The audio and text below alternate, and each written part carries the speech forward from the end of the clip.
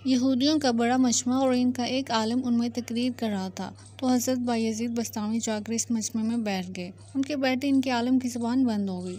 मजमे में शोर हुआ कि हज़रत बोलते क्यों नहीं? तो आलिम ने कहा, हम में कोई मोहम्मदी आ गया है, ज़ुबान बंद। उन्होंने कहा कि इसे खड़ा करो, कत्ल करेंगे। कहा जो मोहम्मदी है खड़ा हो जाए। फिर हज़रत बायज़ीद बस्तामी खड़े हो गए। यहूदी ने कहा कि मैं सवाल करूँगा तो जवाब देगा? बायज़ीद बस्तामी ने कहा दूंगा। फिर हज़रत बायज़ीद बस्तामी ने फरमाया कि मैं एक सवाल करूँगा तो जवाब देगा? तो यहूदी आलिम ने कहा कि दूंगा। पहले यहूदी आलिम ने सवालात शुरू कर दिए। एक बताओ जिसका दूसरा नहीं। फरमाया अल्लाह एक है, इसके साथ दूसरा नहीं। कहा दो बताओ जिसका तीसरा ना हो। फरमाया लैलो और नहार, दिन और रात, इसका तीसरा नहीं। कहा तीन बताओ जिसका चौथा ना हो। फरमाया लोह कलम कुर्सी, तीन है, इसका चौथा नहीं। कहा चार बताओ जिसका पांचवा ना हो। फरमाया तौरात, ज़बूर, इंजील और कुरान, ये चार हैं, इसका पांचवा नहीं। कहा कि पांच बताओ जिसका छठा नहीं। फरमाया अल्लाह ने अपने बंदों पर 5 नमाज़ें फ़र्ज़ की हैं, 6 नहीं। कहा कि 6 बताओ जिसका सातवां नहीं। फरमाया 6 दिन में ज़मीन आसमान बनाए हैं, 7 नहीं। कहा कि 7 बताओ जिसका आठवां नहीं। फरमाया मेरा रब कहता है कि मैंने 7 आसमान बनाए हैं, इसलिए 7 आसमान है, इसका आठवां नहीं। कहा कि 8 बताओ जिसका 9वां ना हो। फरमाया मेरे रब के अर्श को 8 फरिश्तों ने पकड़ा हुआ है, 9 ने नहीं। तो कहा वो 9 बताओ जिसका 10 नहीं। फरमाया हज़रत सालेह इस्लाम की कौम में 9 बड़े बदमाश थे, 10वां नहीं था। कहा कि वो 10 बताओ जिसका 11वां नहीं। फरमाया हज में कोई गलती हो जाए तो अल्लाह ने हम पर 7 रोज़े वहाँ रखने और 3 घर पर रखने को कहा, ये 10 हैं, 11 नहीं। कहा वो 11 बताओ जिनका 12वां नहीं। तो फरमाया हज़रत यूसुफ अलैहिस्सलाम के 11 भाई थे, 12 नहीं थे। कहा वो 12 बताओ जिसका 13वां नहीं। फरमाया साल में अल्लाह ने 12 महीने बनाए हैं, 13 नहीं। कहा वो 13 बताओ जिसका 14वां नहीं। फरमाया हज़रत यूसुफ अलैहिस्सलाम ने अपने बाप से कहा कि मैंने 11 सितारे देखे, एक सूरज देखा, एक चाँद देखा जो मुझे सजदा करें, ये 13 है, 14 नहीं। कहा वो बताओ क्या चीज़ है जिसको खुद अल्लाह ने पैदा किया और उसके बारे में फिर खुद ही सवाल किया। फरमाया हज़रत मूसा अलैहिस्सलाम का डंडा अल्लाह की पैदावार है, लेकिन खुद सवाल किया, ए मूसा तेरे हाथ में क्या है? कहा कि बताओ सबसे बेहतरीन सवारी क्या है? फरमाया घोड़ा। कहा कि बताओ सबसे बेहतरीन दिन? फरमाया जुमे का दिन। कहा कि बताओ सबसे बेहतरीन रात? फरमाया लैलतुल क़द्र। कहा कि बताओ सबसे बेहतरीन महीना? फरमाया माह रमज़ानुल मुबारक।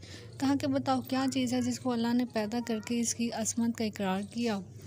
फरमाया अल्लाह ने औरत को मक्कार बनाया, उसके मकर का इकरार किया कि औरत का मकर बड़ा ज़बरदस्त है। हुज़ूर सल्लल्लाहु अलैहि वसल्लम ने फरमाया कि मैंने नहीं देखा कि बड़े से बड़े अक्लमंद के कदम उखाड़ने वाली और कोई चीज़ नहीं है सिवाय औरत के, ये बड़ों बड़ों की अक्ल पर पर्दा डाल देती है। कहा तो वो फिर कौन सी चीज़ है जो बेजान है मगर सांस लेती है? फरमाया मेरा रब कहता है कि मुझे सुबह की कसम जब वो सांस लेती है।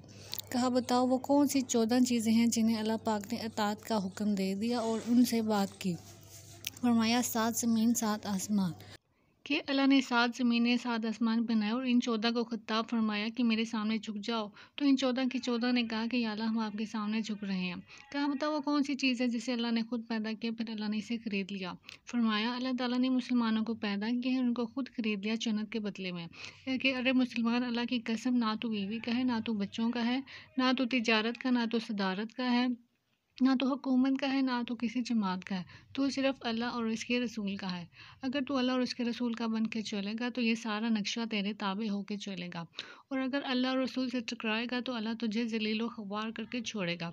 कहा बताओ वो कौन सी बेजान चीज़ है जिसने बेजान होकर बैतुल्लाह का तवाफ़ किया? फरमाया हज़रत नूह की कश्ती पानी पर चली और चलते चलते जब बैतुल्लाह पर आई तो बैतुल्लाह के 7 चक्कर। कहा बताओ वो कौन सी कब्र है जो अपने मुर्दे को लेकर चली? फरमाया हज़रत यूनुस अलैहिस्सलाम की मछली जो अपने अंदर हज़रत यूनुस अलैहिस्सलाम को बिठाकर 40 दिन तक फिरती रही और वो कब्र की तरह थी, कब्र की तरह चल रही थी, लेकिन अल्लाह की कुदरत कामला के हज़रत यूनुस को मछली के पेट में बिठाकर ना मरने दिया, ना भूखा रखा, ना प्यासा रखा, ना बीमार किया, ना परेशान किया, बल्कि मछली को शीशे की तरह कर दिया कि हज़रत यूनुस अलैहिस्सलाम मछली के पेट में बैठकर सारे दरिया का तमाशा देखते, अंदर से बाहर का मंजर देखते। मछली का एक ही मैदा है, इसमें ग़िज़ा भी आ रही है, लेकिन हज़रत यूनुस अमानत है, आराम से बैठे हैं। मैदे की हरकत हज़रत यूनुस को तकलीफ़ नहीं दे रही, लेकिन मछली की ग़िज़ा भी खाई जा रही है। हज़रत यूनुस इमानत बन के बैठे हुए हैं। कहा वो कौन सी कौम है जिसने झूठ बोला फिर भी जन्नत में जाएगी? फरमाया हज़रत यूसुफ अलैहिस्सलाम के भाई। हज़रत यूसुफ अलैहिस्सलाम के भाई शाम को आए और बकरी का खून कुत्ते के ऊपर मलकर आए और झूठ बोला कि हज़रत यूसुफ अलैहिस्सलाम को भेड़िया उठाकर ले गया। लेकिन हज़रत याकूब के इस्तग़फ़ार पर, उनकी तौबा करने पर अल्लाह उन्हें जन्नत में दाखिल फरमाएंगे। कहा, बताओ वो कौन सी कौम है जो सच बोलेगी फिर भी जहन्नुम में जाएगी? फरमाया, यहूदी और ईसाई एक बोल में सच्चे हैं। यहूदी कहते हैं कि ईसाई बातिल पर हैं, ईसाई कहते हैं कि यहूदी बातिल पर हैं। इसमें दोनों सच्चे हैं इसमें, लेकिन दोनों जहन्नुम में जाएंगे। ये सुनकर यहूदी आलम ने कहा कि इसके अलावा तो और भी बहुत सवालात हैं, लेकिन वक्त बहुत हो गए, इसलिए बाकी को छोड़ रहा हूँ। अब हज़रत बायज़ीद बस्तामी ने फरमाया कि अब मेरा भी एक सवाल है, मैं सिर्फ एक सवाल करूँगा, जवाब दोगे? कहा, दूंगा। फरमाया कि मुफ्तल जन्नत मुझे बता दे कि जन्नत की चाबी क्या है। यहूदी आलम खामोश हो गए तो नीचे मजमे से लोगों ने कहा कि बोलते क्यों नहीं? तुमने सवालों की बौछार कर दी और हर का जवाब देता रहा, और आप एक का भी जवाब नहीं दे रहे। कहने लगा कि जवाब मुझे आता है, मगर तुम मानोगे नहीं।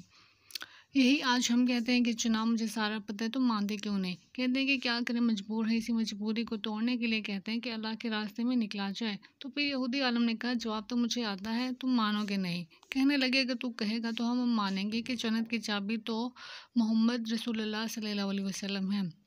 हज़ूर अकरम सल्लल्लाहु अलैहि वसल्लम ने इरशाद फरमाया कि जन्नत की चाबी मेरे हाथ में और जन्नत का झंडा मेरे हाथ में है। सारी दुनिया के इंसान मेरे झंडे के नीचे जन्नत में जाएंगे, कोई मेरे झंडे से निकल नहीं सकता। जन्नत वाले जन्नत के दरवाजे पर पहुंच चुके हैं कि आए हैं, दरवाजे पर खड़े हैं, दरवाज़ा बंद है। हज़रत आदम अलैहिस्सलाम के पास आते हैं, ए हमारे बाप, तू ही हमारा जद अव्वल, तू ही हमारा सबसे बड़ा, तू ही जन्नत का दरवाज़ा खुलवा। वो इरशाद फरमाएंगे, अरे मैंने ही तो तुम्हें जन्नत से निकलवाया था, मैं तुम्हें कहाँ से दाखिल करवाऊँ? ये मेरे बस की बात नहीं है। तो फिर हज़रत नूह अलैहिस्सलाम के पास आएंगे कि आप जद सानी हैं, आप दरवाज़ा खुलवा दें। वो कहेंगे कि मैं नहीं खुलवा सकता, आज मेरे बस की बात नहीं है। तो हज़रत मूसा अलैहिस्सलाम के पास आएंगे, फिर हज़रत ईसा अलैहिस्सलाम के पास आएंगे।